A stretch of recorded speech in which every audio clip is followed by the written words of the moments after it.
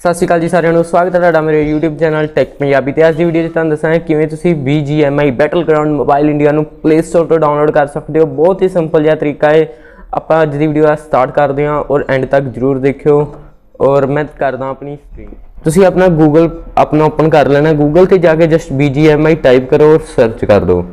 ਇੱਥੇ ਸਰਚਿੰਗ ਤੋਂ ਬਾਅਦ ਇਹਦੀ BGMI ਬੈਟਲਗਰਾਉਂਡ ਮੋਬਾਈਲ ਇੰਡੀਆ ਦੀ ऑफिशियल ਵੈਬਸਾਈਟ ਆਏਗੀ। ऑफिशियल ਵੈਬਸਾਈਟ ਤੇ ਜਾਓ। ऑफिशियल वैबसाइट पर जाओगे तो तुहानू इत्थे कुछ इहो जिहा लेआउट सामने आ जाएगा। उस बाद तुसीं स्क्रॉल करोगे तो इत्थे अर्ली एक्सैस लिखा होया, अर्ली एक्सैस ते क्लिक करो। अगर जे तुहाडा ब्राउज़र नाल तुहाडा मेल ना होया लग्या होया तुहानू इत्थे मेल कनैक्ट करने का ऑप्शन आ जाएगा। उस तो बाद भी तुहानू आ पेज खुल जाएगा। ये पेज तुहाडा पहली बारी च ना खुले तो 2-3 बार ट्राई कर लियो, पेज खुल जाएगा। उस तो बाद इत्थे लिखा आएगा download it on Google play store ते इत्थे आपां क्लिक कर देना।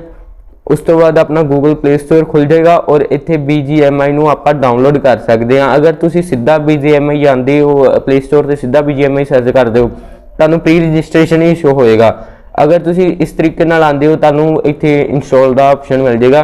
एक चीज़ का ख्याल रखियो, उही ईमेल नाल ब्राउज़र कनैक्ट होना चाहिए जिस ईमेल नाल तुहाडा प्ले स्टोर कनैक्टेड है। और इत्थे जस्ट इंस्टॉल ते क्लिक करो, इंस्टॉल कर लो। बहुत ही सिंपल जिहा तरीका, मैं भी अपने फोन च एवें डाउनलोड की हुई है। दोबारा तो डाउनलोड की हुई है, पहला मैं टैप ब्राउज़र तो डाउनलोड की सी जो कि हुण नहीं हो रही डाउनलोड। मैं डिलीट करके दोबारा चेक कर रहा कि अजे भी डाउनलोड हो रही है या नहीं। सो टैप ब्राउज़र तो डाउनलोड तो नहीं हो रही पर गूगल प्ले स्टोर तो डाउनलोड हो रही है। इत्थे अवेलेबल करती है, अर्ली एक्सैस देता है। और आही सी अज वीडियो लिए। अगर तुहानू वीडियो पसंद आई हो तो लाइक जरूर करियो, कमेंट जरूर करियो और अपने पबजी फ्रेंड्स नू शेयर करियो। और मिलते हैं तुहानू